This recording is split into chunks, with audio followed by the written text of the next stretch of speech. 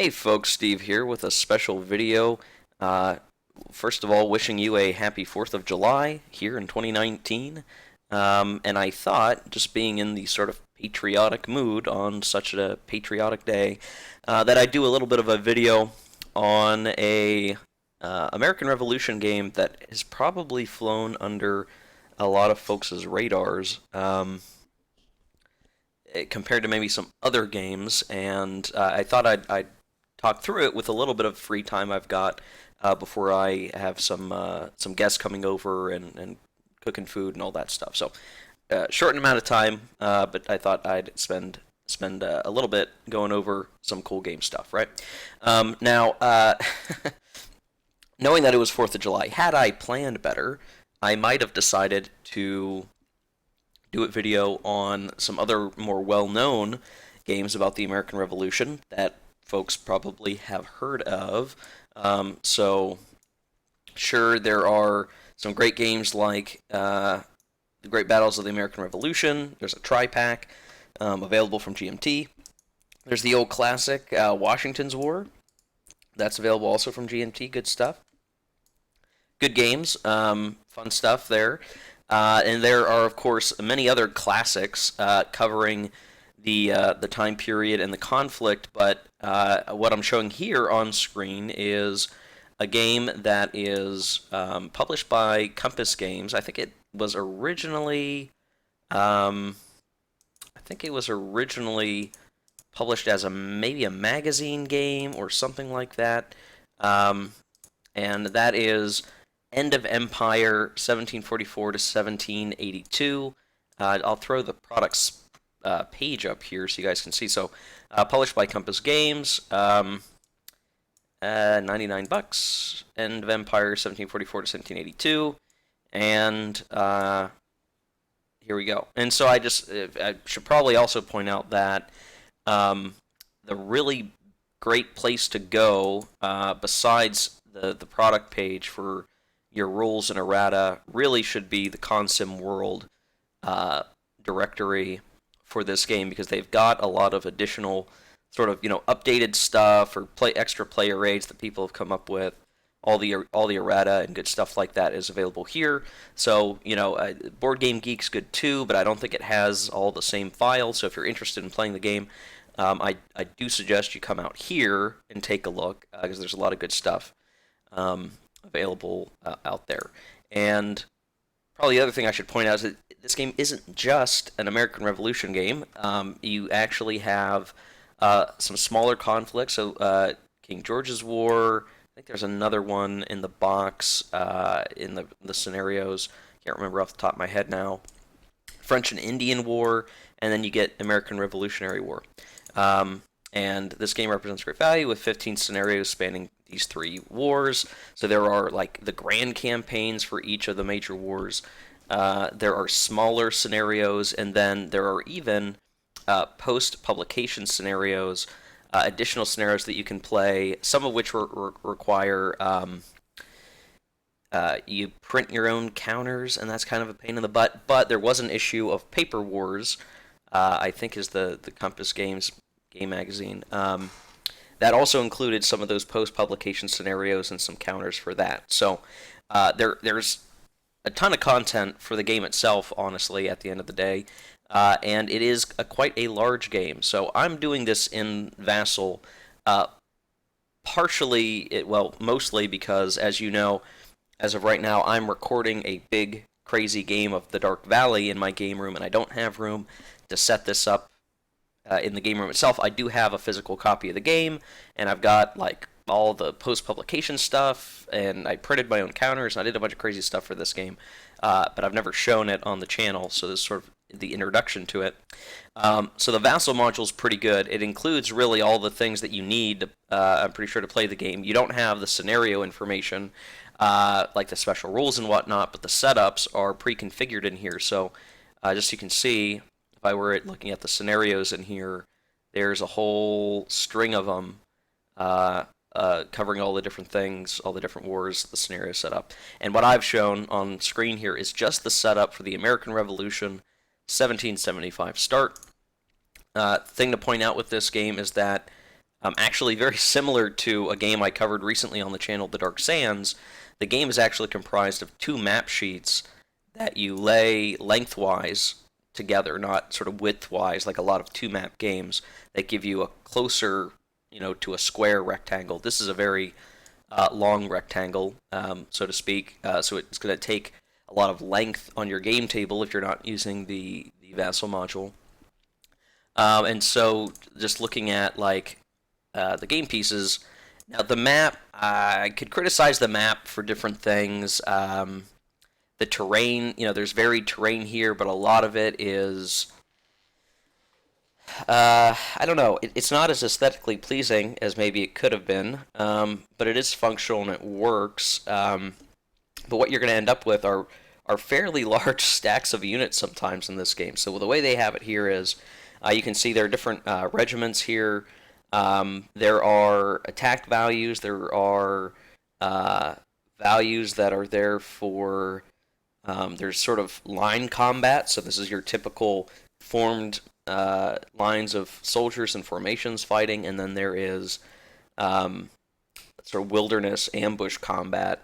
And most units have ratings for both, but most of the time it's merely in defense unless you have units that are Native Americans or specialized ranger forces, in which case they have higher wilderness combat ability, and that can become very important as you play through and see just how much wilderness is here on the map. So all of these sort of, in any other game would be just called like, oh, that's forest terrain. Well, here it's a little more nebulous than that. So there are impassable mountains.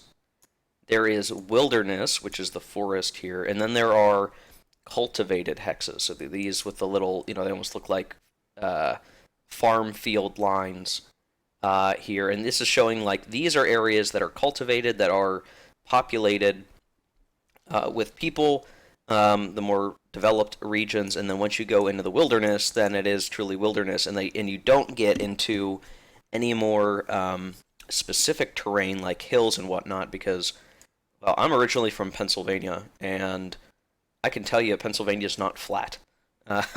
Which you might get that interpretation if you're just looking at this map like any other game, but you need to keep in mind that the wilderness terrain is a catch-all and is really showing development, developed versus non-developed.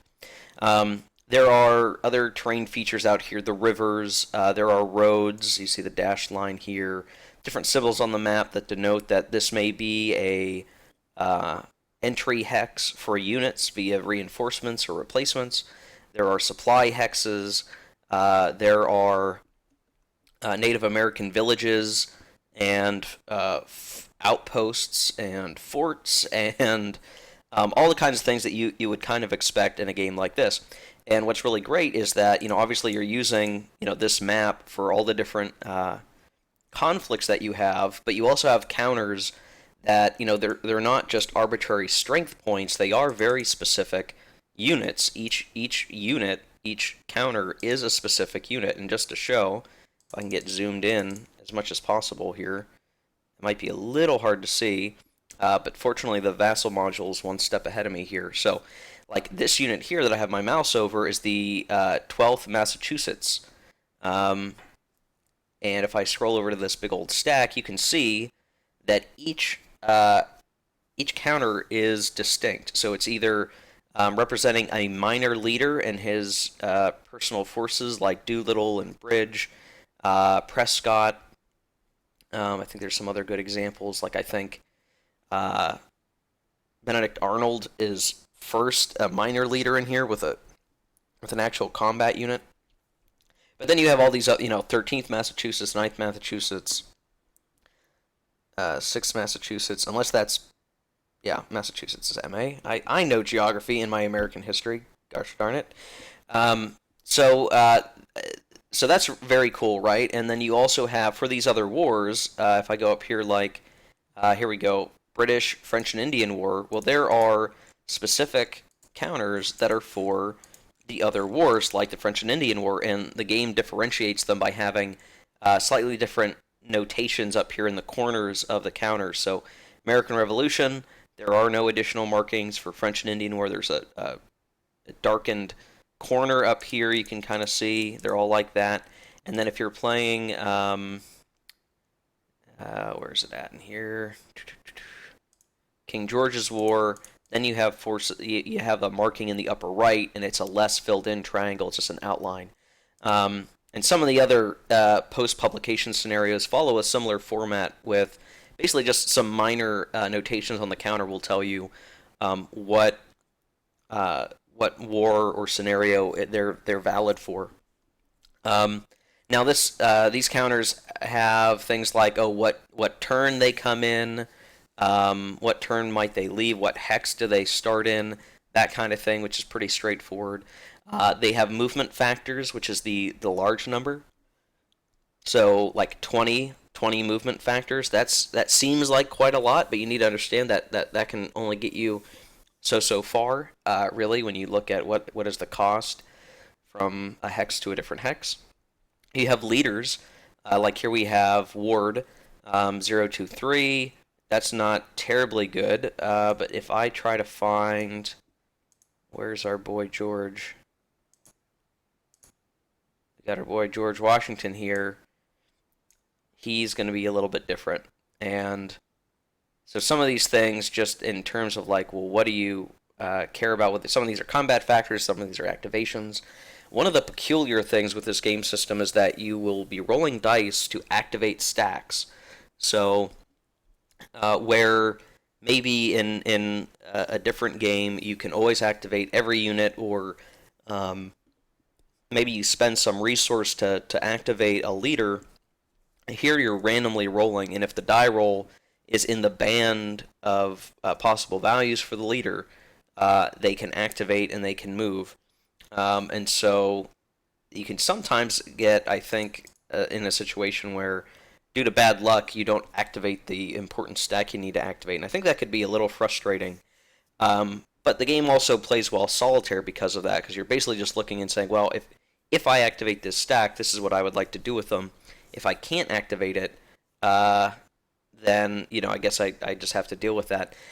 This is somewhat mitigated by the fact that some of the better generals can pretty much activate almost all the time, and so it's really, if you're going to leave behind a crappier leader with forces, it's going to be more about, if they're not going to move, they just need to garrison the held territory.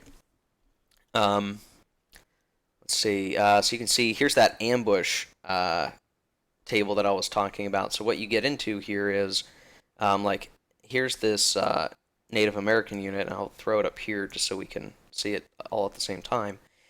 So they bring the middle number 3 ambush combat factors to an ambush combat. And what will typically happen is you may have ambush combat before line combat. The plus next to the 3 means that this unit can use those ambush combat factors in an attack. And it's usually like what you're really looking at as well. You're going to use one of these, again, either Native American units or they would be some sort of ranger unit, and basically attack a force of line infantry trying to travel through the wilderness. And so here, just as a for instance, they might attack, let's see, I want to find a good example.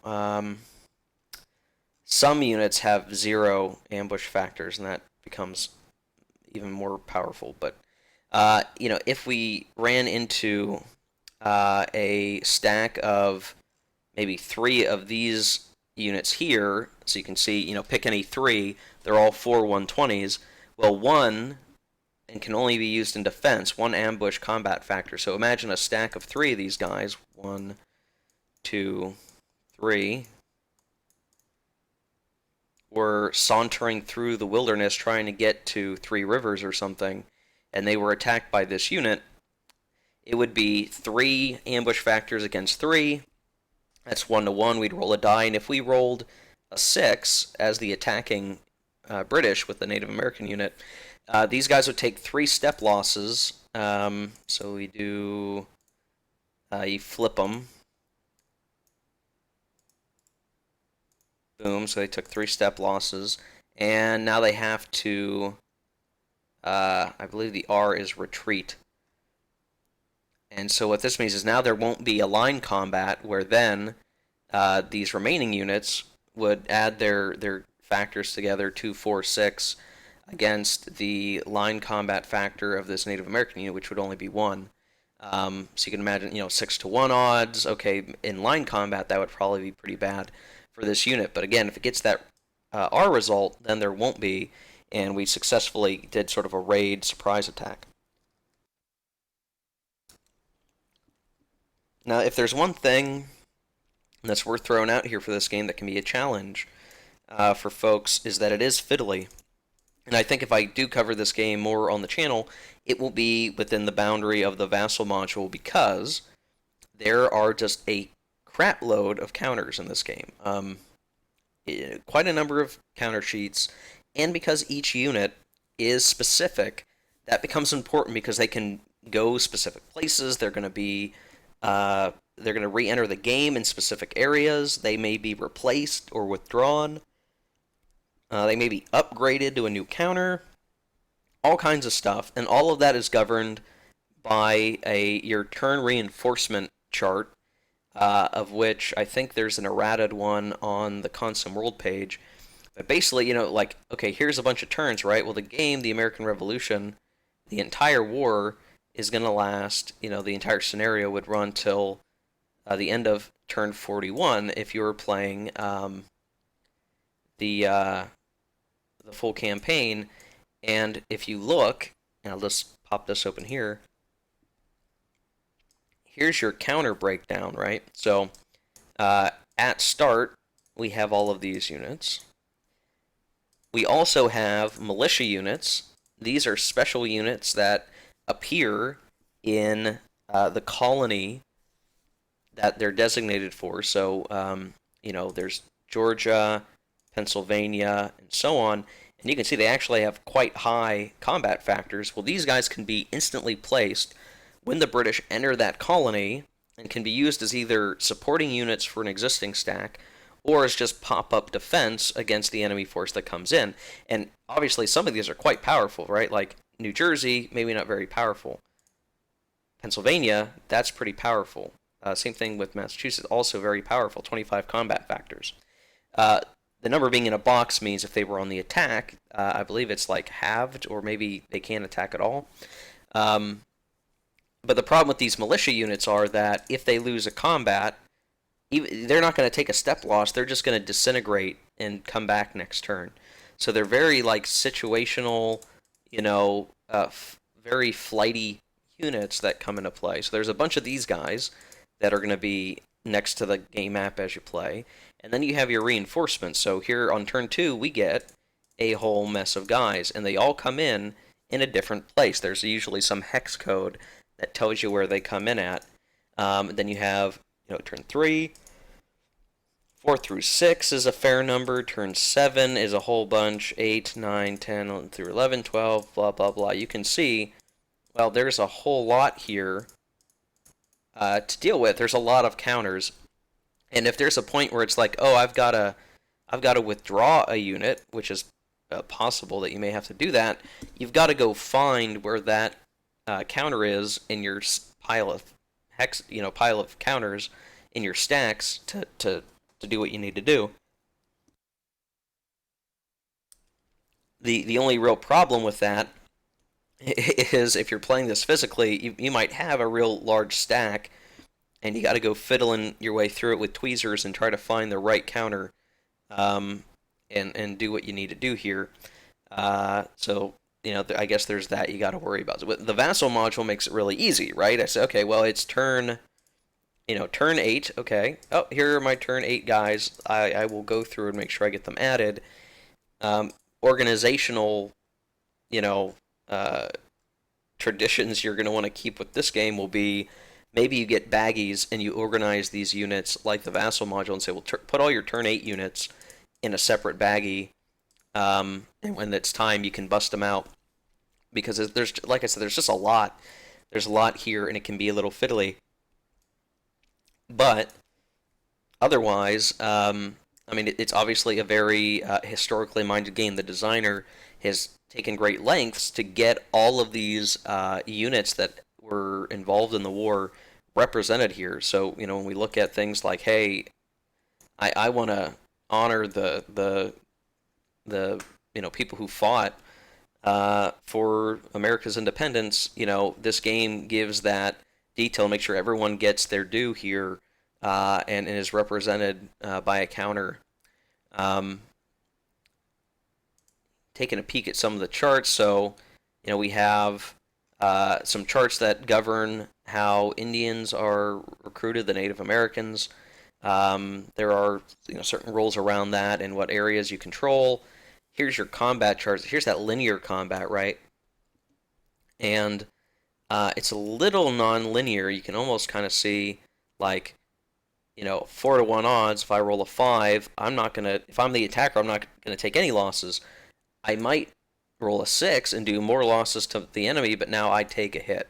So there's sort of, it's some not quite linearity in the combat charts, but the ambush chart is pretty linear, and that's where you get that, hey, if you can pull off a really great ambush, you're going to do a whole boatload of step losses, usually much more than even what the linear combat's going to enable you to do. And then you're going to have the retreat, which is going to keep that linear combat from occurring afterwards. So it's going to be an element, very strong element, where you can get to. The types of units here, so nice terrain effects chart. So you're going to have infantry, artillery, infantry with artillery, and that's actually important. Because if you're infantry without artillery, you are going to lose out on a combat bonus, or you're going to get a combat penalty. You have cavalry, there's the Legion, militia, ranger, garrison, marine units, and then the Native Americans. I believe most units actually are regiment-sized, but for the most part, you're not too worried about that kind of thing.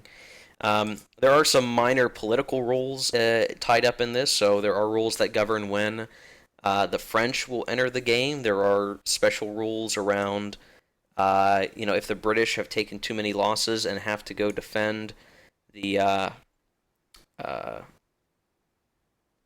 West Indies, then the British might automatically lose. What the British are going to be trying to do in the American Revolution scenario is take and hold these all-important entry hexes in the different colonies, and when they control all of them, they basically shut down a colony, and it gets marked with a British flag. And if they can do that to enough of the colonies here, then they win the game. And you got to understand that, by and large, these colonies, as they're defined in the game space, are the cultivated hexes. So, taking Pennsylvania is really just, these hexes here that are cultivated, and some of these are very small even, right? So, Georgia is basically, Savannah in terms of what they care about controlling. The British just want to take Savannah, and then Georgia's going to be pretty much locked down. And there are some specialty cases. There are certain exceptions in the game, but the rules aren't terribly complicated or long. So if I pop open the rules PDF, you're looking at 24 pages of rules. There is a scenario book. There's going to be errata to take a look at, but nothing too major. You can kind of see, in terms of like what things matter in the game. So winter attrition, that's going to be a factor. Supply is pretty high level, but it's logical. It does make sense. Let's see, is there anything else worth talking about? So there's a whole thing about the American economy that can be damaged by British raiding of ports, and that's one way that the British can win the game, is forcing American economic collapse.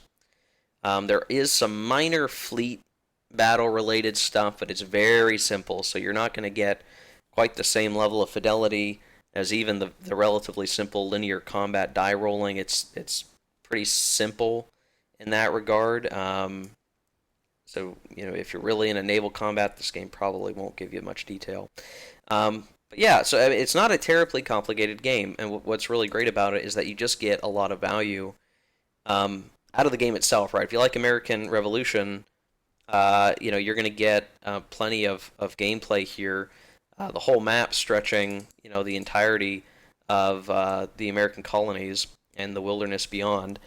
If you like the French and Indian War, there's plenty of action here for you as well.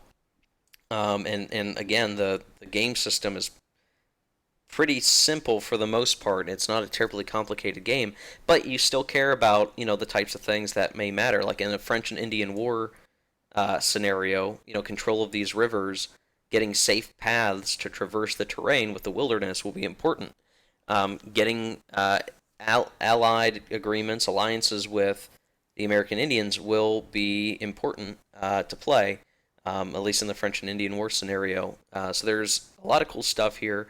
It is a game that I'd like to cover more on the channel, and what I may end up doing is, at some point, I'm not sure exactly when, but I've been meaning to do maybe a grand campaign of the American Revolution on the channel, and if I do it with Vassal, I can maybe intersplice that with other games that I'm playing with the physical copies in my game room here. So, yeah, I think that's all I wanted to show, just to get this on your radar. The game's been out a while. It looks like the errata has stabilized. There's not going to be any more updates for a while, so it's at a pretty stable point. The Consim World Forum is still, I'd say, active. The designer still chimes in, so if there are questions, you should be able to get answers. I'm sure if we get into a game, we'll discover some of the nuances here. I do think that all things considered, it provides a pretty good simulation of what you're playing through. It may be missing some of the finer points in terms of like historical event type stuff, because this is very operational in nature with just leaders and units, with some political rules, but they're pretty lightweight, all things considered. So, if you're looking for something with a lot of event detail, you may want to look at something more like Liberty or Death, which is a coin game by GMT, or maybe the Washington's War with the card events. But this, if you like Hex and Counter, you like the operational gameplay, and rules that aren't going to keep you up all night. They're relatively easy to get through. I think this is a pretty cool game to check out. Like I said, I seek to do more on the channel with this one eventually. Maybe a while before I do. But seemed timely given it is 4th of July. Gotta talk about an American Revolution game on 4th of July, right? It's only proper. It's only proper. Okay, well, hey, thanks for watching. I appreciate it. If you like this video, hit like. If you want to see more content like this or more on this game, hit subscribe. I've got some other game play coverage going on at the moment, so I'm pretty busy with even just that. But I will get to more games in the future like this one. So, if you want to see something specific, hey, leave a comment down below and help sort of drive my direction. And until next time, take care and keep on gaming.